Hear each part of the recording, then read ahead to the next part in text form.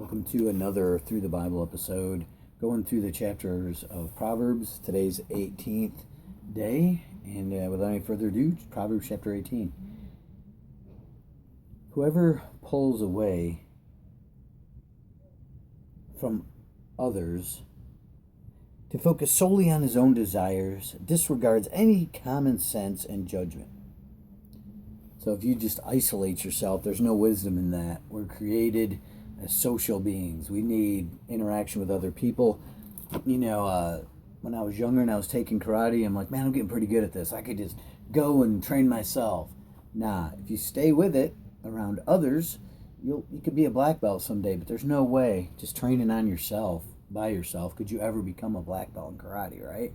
Same thing in life. We need other people. You should never isolate yourself, and especially when it comes to Christianity and church. We are so much stronger as a whole, as a member. So if you've backslidden, if you've fallen away from church, if you've isolated yourself, that's not wise. You need to get back in there. And I read a thing once that it's like a bunch of coals on a fire. You can take a bunch of coals sitting there burning, and if you remove one from the fire and you set it outside, it'll go from burning bright red to orange to gray to finally to black. It kind of burns out. But if you keep those coals together, they can keep each other going and keep each other hot. It's the same way with continuing to go to church, continue to fellowship with other believers, and you'll stay on fire. So don't isolate yourself. Proverbs says that isolating yourself, you're raging against all sound wisdom. When wrongdoers arrive, disgrace is right there with them, for shame is the companion of dishonor. Words bubble up from a person, from waters deep within a person. A stream gushes from the fountains of wisdom. It is wrong for a judge to show partiality to the guilty, or to rob the innocent of justice. When a fool's lips move, a fight breaks out. It's as if his mouth is begging for a beating. The mouths of fools are their destruction, and their lips entrap their very souls. Whispered gossip is like a delicious first course. It is devoured with pleasure and penetrates deeply. It's like when someone comes along with gossip, most people's ears perk right up. They just can't wait to, take it right in. But the Bible condemns gossip. It's bad. It's ungodly. Do not gossip about people. And if someone's around you gossiping, just be like, I don't have time for this. Go a different way. Don't entertain gossip. Do not gossip. The scriptures are very adamantly against gossip and gossipers. Those who slack off at work are no different from vandals. The Eternal is known to be like a sturdy watchtower. Those who do right flee to him for protection. The name of the Lord is a strong tower. The righteous run to him and are safe. The rich think their wealth is their sturdy fortress. They imagine it to be an invincible wall of security. A proud heart precedes destruction, and before honor there is humility. Right there's an antithetical proverb. A proud heart goes before destruction, and before honor is humility. Remember, Christ said, if you go to a meal to eat, do not take the best seat. Sit in a humble place where someone could say, hey, you, sir, come on, ma'am, come up higher. Sit here at a better spot. Rather than, oh, what are you doing up there? That's for the main other, more important person. Go down here. So don't exalt yourself. Humble yourself, and then you'll be exalted. To respond to a matter before you hear it shows foolishness and shame. Now, for a person like me, it's really hard because I have advanced ADD, which isn't a bad thing. It means my brain goes really quickly. It's a good thing. It means I have a fast thinking brain. But sometimes someone's sitting there talking, and I'm thinking 14 steps in the paragraph ahead of them already, and I'll say something. But that wasn't where they were going with it. So it says it's foolish to answer a matter before you hear it. Let people finish everything they're saying on something and then answer it. Don't answer a matter before it is spoken. Show humility. It's foolishness to answer something before you hear the whole thing. All right.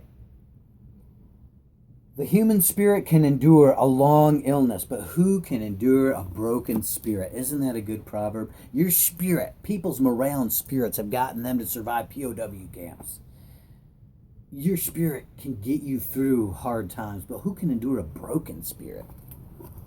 So once again, we see morale is really important. May God keep up all of our morale, right? Clever people go after knowledge to obtain it, and wise people attune their ears to hear it.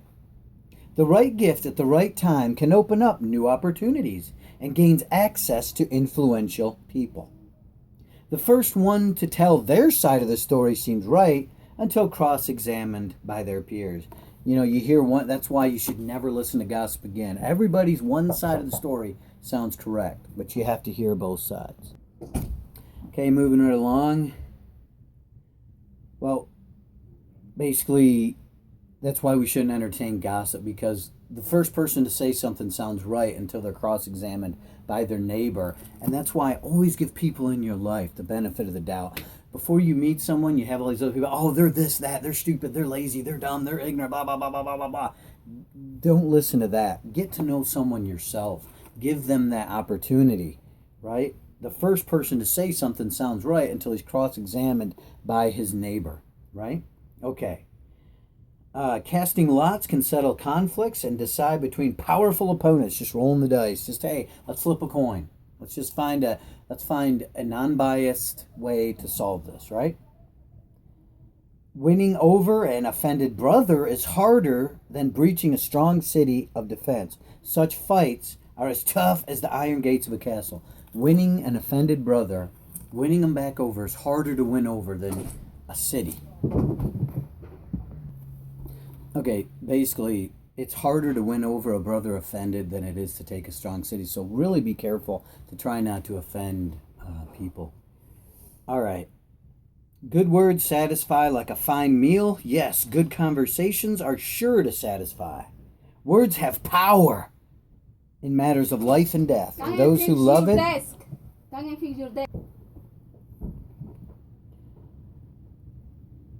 Life and death is in the power of the tongue, and they that love it will eat its fruit.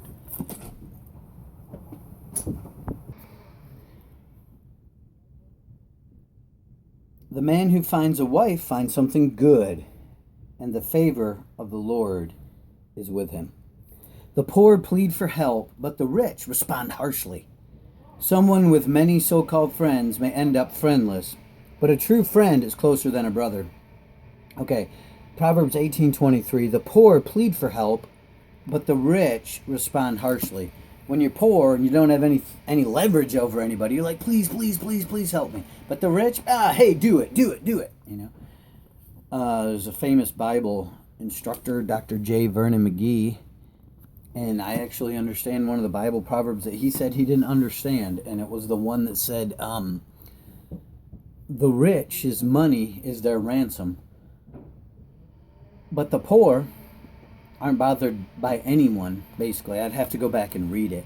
But the premise of it was people will take a rich person hostage because of their wealth, but no one's going to bother the poor, was basically what it came down to. But anyways, let's go over some of the proverbs that were really good today. Mainly, life and death is in the power of the tongue, and they that love it will eat its fruit. A lot of people out there understand the concept of power in words. You can speak life to a situation. You can speak death to a situation.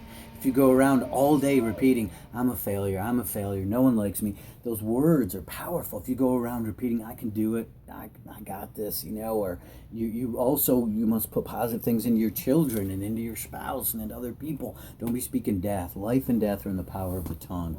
And they that love it will eat its fruit. It kind of goes the other way too. Your words can ensnare you and cause you a lot of trouble. Some other really good proverbs out of chapter 18 would be, a brother offended is harder to win over than a strong city.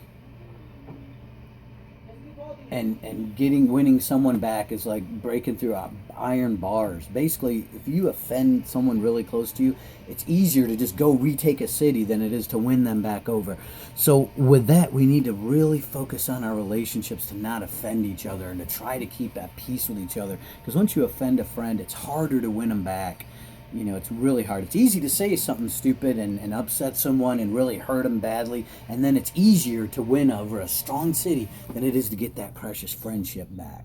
So try not to offend your brothers or anybody in your life. Just try to think about what you do and what you say.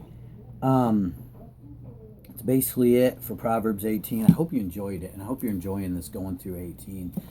At least, we'll always have these chapters to go back and look at in video form. Have a great day, and live life wisely.